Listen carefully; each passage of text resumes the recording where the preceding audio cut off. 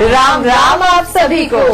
आप सभी का स्वागत है। और कविता देखिए, खबरों की चौपाल आज एक बार फिर से सज चुकी है, लेकिन आज की चौपाल ये बहुत खास है। बिल्कुल पूर्णिमा, क्योंकि बहुत गर्व के साथ आपको बताएं आज हमने ये चौपाल सजाई है, क्योंकि पूरा देश इस वक्त पराक्रम पर्व मना रहा है। और हो भी क्यों ना, देखिए सर्जिकल स्ट्राइक के 2 साल पूरे हो चुके हैं और 3 दिन तक शौर्य उत्सव चलेगा। प्रदर्शनी लगी है हमारे शूरवीरों को लेकर सर्जिकल स्ट्राइक की, और उसका जो उद्घाटन है वो खुद प्रधानमंत्री मोदी ने किया। हमारे लिए पूर्णिमा सबसे ज्यादा गर्व की बात तो ये है, क्योंकि बहुत कम लोगों को ये पता है। क्या आप जानते हैं कि दरअसल इसका आगाज ही हमने किया है सर्जिकल स्ट्राइक के शूरवीरों को इंडिया न्यूज ने टीवी के इतिहास में सबसे पहले आप तक पहुंचाया। सर्जिकल स्ट्राइक की सच्ची कहानी 49 मिनटों में सिमटी हुई आप तक हमने पहुंचाई है। और अब देखिए सरकार उसी क्लिप को, उसी डॉक्यूमेंट्री को पूरे देश तक पहुंचा रही है। बिल्कुल 49 मिनट की ये पूरी डॉक्यूमेंट्री है और लगभग 51 शहरों में 53 जगह जहां ये डॉक्यूमेंट्री दिखाई जाएगी। वो शूरवीर जिनको लेकर सवाल खड़े किए जा रहे थे कविता, हमारे एडिटर पहुंचे नेशनल स्ट्रेटेजिक अफेयर्स के, और उन्होंने बातचीत की आशीष सिंह ने उन लोगों से, उन शूरवीरों से, और उनकी बात सीधे दर्शकों तक पहुंचाई। बिल्कुल उनसे भी हम बात करेंगे, वो भी हमारे साथ जुड़े हुए हैं। लेकिन सबसे पहले क्यों ना चले इंडिया गेट, वहां पर भी डॉक्यूमेंट्री दिखाई जा रही है, तो वहां की तस्वीरें भी सबसे पहले देख लेते हैं। हम खड़े हैं इस वक्त इंडिया गेट पे, जहां पे सर्जिकल स्ट्राइक की एनिवर्सरी मनाई जा रही है। सेकेंड एनिवर्सरी इसे बोल सकते हैं, पराक्रम पर्व यहाँ पे मनाया जा रहा है। ये गर्व की बात है हमारे सिक्योरिटी फोर्सेस के लिए और हमारे सीनियर कलीग आशीष द्वारा की गई डॉक्यूमेंट्री जो यहाँ पे चलाई जा रही है लूप पे, क्योंकि ITV नेटवर्क यहाँ पे पहला नेटवर्क था जिसने आपको सर्जिकल स्ट्राइक की असली कहानी बताई थी। गवर्नमेंट ने, नरेंद्र मोदी जी ने इसका उद्घाटन करा है।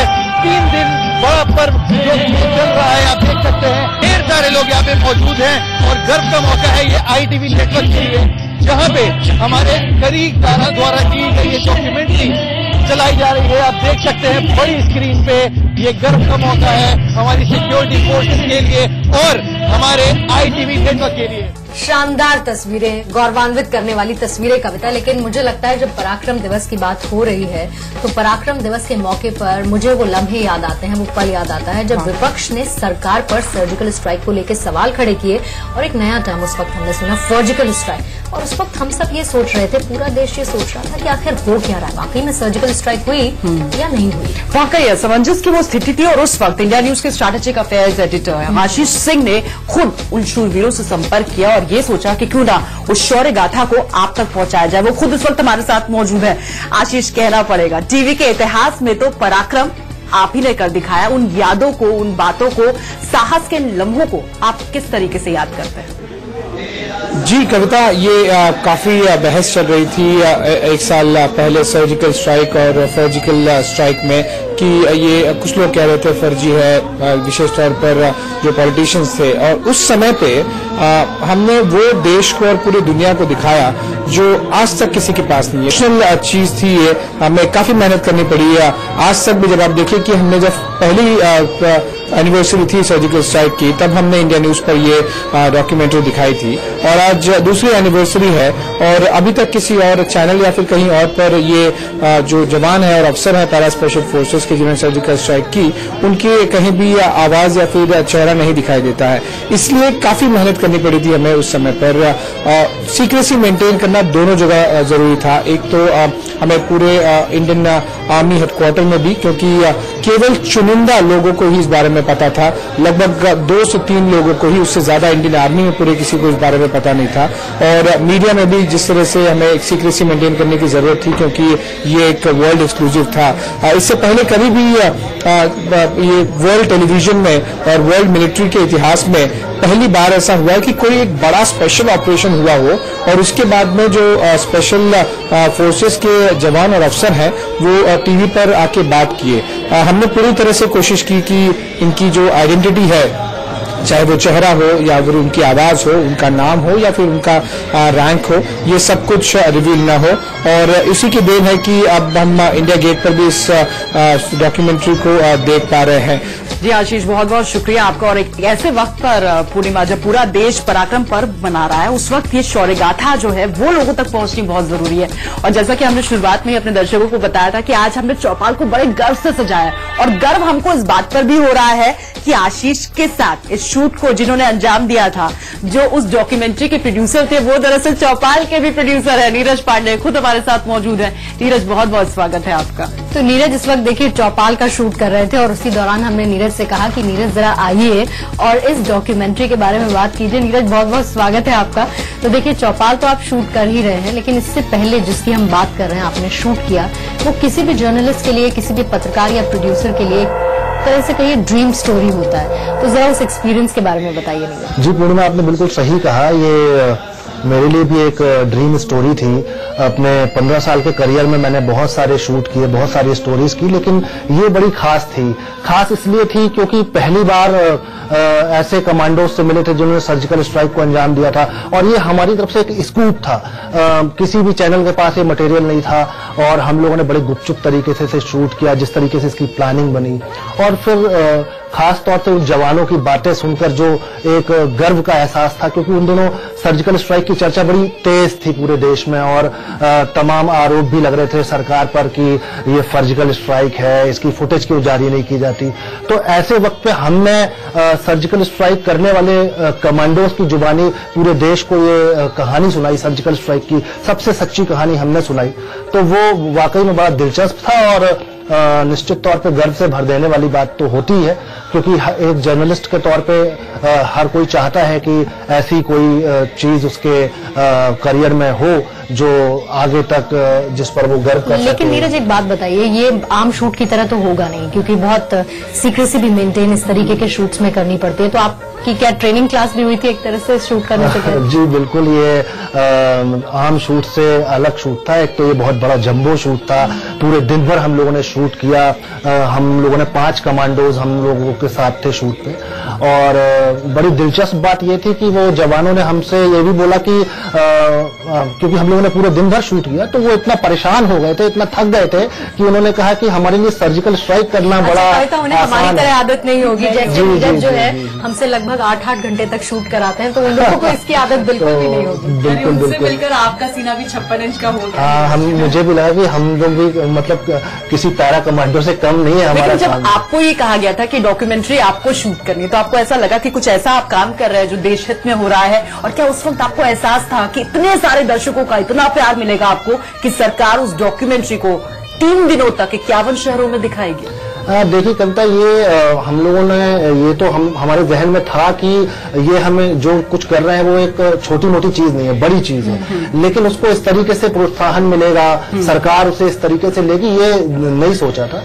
लेकिन चलिए, ओवरऑल जो भी हुआ बहुत अच्छा है, और ये बड़े गर्व की बात है। ITV नेटवर्क के लिए गर्व की बात है, हम सभी के लिए गर्व की बात है कि हमारी बनाई हुई चीज देश देख रहा है और उसे दिखाएगा। और चलते चलते चौपाल के दर्शकों को कुछ बता पाए, कुछ बड़ी प्लानिंग तो नहीं है जिसके बारे में मुझे और पूर्णिमा को अभी नहीं पता, और कुछ वक्त बाद सरकार कुछ बताए? देखिए, ऐसी प्लानिंग तो ITV नेटवर्क में होती ही रहती है, लेकिन इसका खुलासा भी समय पे बहुत बहुत शुक्रिया आपका नीरज, हमसे बातचीत करने के लिए। इसी तरह से शूट करते रहिए, ITV नेटवर्क को गौरवान्वित महसूस करवाते रहिए, और चौपाल भी इसी तरह से शूट करते रहिए जैसे आज हम कर रहे हैं। Thank you, thank you. तो चलिए, ये तो सर्जिकल स्ट्राइक की कविता बात हो गई, लेकिन एक और मुद्दा जो हमेशा से राजनीति का विषय बना रहा है और इस वक्त बहुत सुर्खियों में है, वो राम मंदिर और अयोध्या का मुद्दा है। वाकई 29 अक्टूबर से अब इस मामले पर सुनवाई होनी है, और उससे पहले अयोध्या पर पूरे देश की पूर्णिमा निगाहें टिकी हुई है। बिल्कुल, सुनवाई के साथ शुरुआत भी होगी, लेकिन देखिए अयोध्या में राम की चर्चा तो होती ही है, लेकिन अयोध्या में मोहम्मद सलीम की भी चर्चा है। वाकई मोहम्मद सलीम, आपको बता दें, खड़ाऊ बनाते हैं, वो भी साधु संतों के लिए, मंदिर तक पहुंचते हैं उनकी खड़ाऊ। धर्म की दीवार तो छोड़िए आप, मुझे लगता है कि एक दुकान में सारी चीजें तहस नहस हो जाती हैं। मोहम्मद सलीम से हमारे सहयोगी मोहित पहुंचे बात करने के लिए, और उन्होंने साफ बोला कि अरे धर्म का चश्मा हटाइए, जरा देखिए मेरी ये बनी हुई खड़ाऊ, और इसे साधु संत कहते हैं। बिल्कुल, वो रिपोर्ट देखते हैं। तो एक तरह से एक मिसाल जो है यहाँ मोहम्मद सलीम पेश करते हैं हिंदू और मुसलमानों के सर्वधर्म समभाव की। आइए बात करते हैं सलीम जी से। सलीम जी, कितने साल से आप ये खड़ाऊ बना रहे हैं? हम अपने बचपन से कर रहे हैं सर। जब से पैदा भाई बड़े भाई 17-18 साल से हम यही काम करने लगे। अच्छा, ये जो आप खड़ाऊ बनाते हैं तो ज्यादातर ये खड़ाऊ कौन खरीदता है आपसे? ये भाई ये साधु महात्मा ये सब ले जाते हैं और कुछ चढ़ाने वाले जो है उसको चढ़ाते हैं, मंदिरों में ले जाके चढ़ाते हैं खड़ाऊ छोटा वाला। अच्छा, मंदिरों में भी ले जाते हैं, साधु महात्मा भी ले जाते हैं? ले जाए अपने मंदिरों में तो ले जावे करिए खड़ाऊ भाई, साधु आते हैं खड़ाऊ ले जाते हैं, शाम संध्या के शाम सुबह आते हैं सब ले जाते हैं। सालों से आप जो ये खड़ाऊ हैं मंदिरों के लिए हो चाहे साधु महात्मा के लिए आप बनाते आ रहे हैं। सलीम जी, सवाल यहाँ पे एक हम आपसे जानना चाहेंगे कि कई बार हम देखते हैं कि लोग जो है हिंदू मुस्लिम में बैर करने की कोशिश करते हैं अयोध्या के मुद्दों को लेके, लेकिन आप ये जो बनाते हैं खड़ाऊ, यहाँ पे हम देखते हैं कि चाहे महात्मा हो, चाहे साधु, चाहे मंदिर हो, वहाँ पे मोहम्मद सलीम की बनी हुई जो खड़ाऊ है वो जाती है। जी हाँ, जाता खड़ाऊ यहाँ से। क्या बोलना चाहेंगे आप लोगों से पूरे देश में जो है कि किस तरह से वो अयोध्या को देखें? क्या बताया जाए अयोध्या का माहौल। हम लोग चाहते थे कि जो मंदिर मस्जिद की झगड़ा खत्म हो जाए, कोई कार्यालय बन जाए या कोई अस्पताल बन जाए या और कोई चीज बन जाए, मुद्दे के झगड़ा खत्म हो जाए। वाकई पूर्णिमा, बड़ी ही सहजता के साथ, सरलता के साथ मोहम्मद सलीम ने इस मुद्दे का समाधान खोज लिया। लेकिन गौर करने वाली बात तो ये है कि जहां धार्मिक भावनाओं का सवाल होता है, बहुत जल्दी आहत हो जाती हैं। बिल्कुल, मैं समझ रही हूँ कविता, आप किसकी बात कर रही हैं, शक्तिमान की बात। उससे अगर पूछो तो मुझे तो शिकायत है कि क्यों नहीं बना मंदिर अभी तक। हमने मुगलों का राज झेला है, आज मुगल चले गए हैं तो मुगलों की विरासत क्यों झेलें? हमारा हक है, हमारी धरती पर हमला हुआ है, अंग्रेजों ने भी इन्वेजन किया है, मुगल ने भी किया। तो अगर किसी ने बाबरी मस्जिद बनाई है तो बनाई होगी ना, पहले तो मंदिर नहीं होगा तो कम से कम राम की जन्मभूमि तो है वो। आज अगर हम कोई कहता है कि मंदिर बनाओ तो मुसलमानों को कहना चाहिए आओ आओ बनाओ, yes we are there with you, हम कहीं और जगह पे बना लेंगे। Why are they fighting for what? It's absolutely nonsensical for me to delay it to the 2019 election. It should have been done before. बनना चाहिए था मंदिर। हम गर्व से कहते हैं हम हिंदू हैं, क्यों नहीं कहेंगे हम Hindu? That's a good point. और मुसलमानों की तरफ से भी ग्रैंड जेस्चर शायद आना चाहिए, जेस्चर देना चाहिए कि हम आपके साथ हैं। मैं तो साफ साफ कहता हूं कि जो शख्स अगर दूसरे मुल्क पे बरसात होती है और इस यहाँ पर छतरी खोल देते, वो हमारे देश के नहीं है। आप पहले सिटीजन है, फिर हिंदू है, फिर मुस्लिम है, फिर सिख है, फिर ईसाई। I don't have to mean कि आप हिंदू बनिए, अब सिख बनिए, लेकिन आप पहले अपने आप को इंडियन बोलिए। तो कई बार अलग अलग तस्वीरें देखने को मिलती हैं और ऐसी ही एक तस्वीर मध्य प्रदेश से सामने आई है। मध्य प्रदेश में एक जगह है सेंधवा, और आप सोचिए अगर मैं आपको ये कहूं चौपाल में बैठकर कि आप जाइए वहां डीजल भराइए और मुफ्त में इनाम पाइए, तो क्या बात है। वाकई बहुत दिलचस्प ये खबर है, क्योंकि आपको बताएं इस पेट्रोल पंप पर चल रही है प्रोग्रेसिव ड्राइवर लॉयल्टी योजना। हर ड्राइवर को यहां पर आकर मुफ्त में चाय नाश्ता भी मिलता है और साथ ही साथ एक मौका मिलता है खूब सारे इनाम को जीतने का। आखिर वजह क्या है, इस मोटिवेशन की जरूरत क्या पड़ी, ये हमने जाना त्रिलोचन सिंह से, जो कि इस पेट्रोल पंप के मालिक है। ये ड्राइवर को आकर्षण के लिए कि भाई वो यहाँ से डीजल भराए, क्योंकि महाराष्ट्र और राजस्थान से हमारे रेट कुछ ज़्यादा है और डीजल सेल बढ़ाने के लिए हमको कंपनी द्वारा किया गया है कि आप इनको पुरस्कृत करो। तो ड्राइवर को हम नगद इनाम कुछ साथ में गिफ्ट आइटम देते हैं ताकि वो आके यहाँ डीजल भराएं, क्योंकि मध्य प्रदेश गवर्नमेंट में वेट टैक्स सबसे ज़्यादा है, तो इसलिए डीजल की सेल बढ़ाने के लिए हमको ये ड्राइवर को पुरस्कृत करना पड़ता है, ड्राइवर को इनाम देना पड़ता है। उनके अनुसार कुछ अगर वो अधिक डीजल बढ़ाते हैं तो बड़ा पुरस्कार देते हैं, कम डीजल बढ़ाते हैं तो उसके हिसाब से देते हैं। लग जा गले की भिड़िए, हंसी रात हो, शायद फिर इस जन्म में मुलाकात हो ना हो। क्या बात है पूर्णिमा, वाह, इतना अच्छा गाना आपने गा दिया। और इससे मुझे याद आया, संसद में तो बीते दिनों बड़े गले लगने और पढ़ने की बातें होती रही, लेकिन क्या आप अंदाजा लगा सकती हैं एक सियासी शख्सियत ऐसी भी है जो सुरों को गले लगा रही है? बिल्कुल, फारूक अब्दुल्ला की आप बात कर रही है। देखिए, अक्सर हमने उनको उबलते हुए बयानों के लिए सुना है, लेकिन आज उनका गजल गाने का अंदाज भी हम लोगों को दिखा देते हैं। बिल्कुल।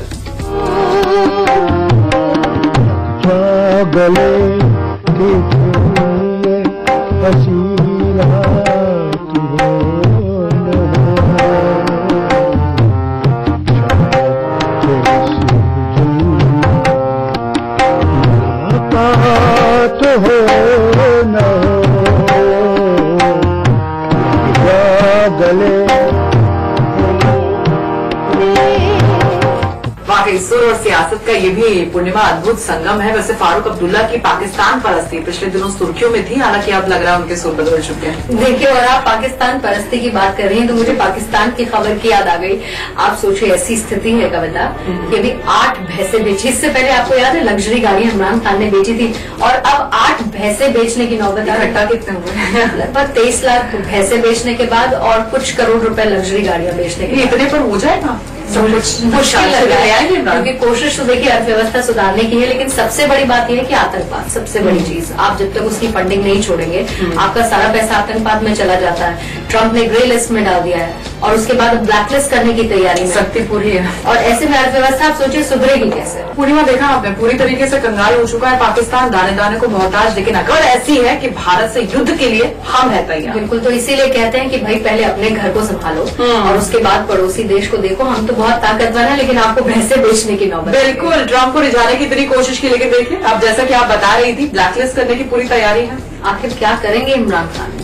बहुत मजा आया पूर्णिमा, आज बड़े गर्व के साथ हमने सजाई थी ये चौपाल। ये मौका दरअसल इंडिया न्यूज के लिए इसलिए खास था क्योंकि सर्जिकल स्ट्राइक पर जो शानदार डॉक्यूमेंट्री हमने बनाई थी, सरकार ने पराक्रम पर्व के दौरान उसे शौर्य गाथा के तौर पर दर्शकों तक पहुंचाया, पूरे देश तक पहुंचाया। 51 शहरों में वो डॉक्यूमेंट्री दिखाई गई है। बिल्कुल, और उसके साथ ही देखिए भारत के लिए भी गर्व का मौका है, इंडिया के लिए गर्व का मौका है, क्योंकि भारत ने बांग्लादेश के खिलाफ जीत दर्ज कर ली है, बाजी मार ली है एशिया कप में, और रोहित की कप्तानी में भी देखिए टीम इंडिया ने कमाल कर दिया है। बिल्कुल, बिन विराट भी धूम मच गई है, और ऐसी जश्न की तस्वीरें अगले हफ्ते भी हम लेकर आएंगे। बिल्कुल, अगली चौपाल में आपसे मुलाकात होगी। तब तक अपने से रहिए और देखते रहिए इंडिया न्यूज।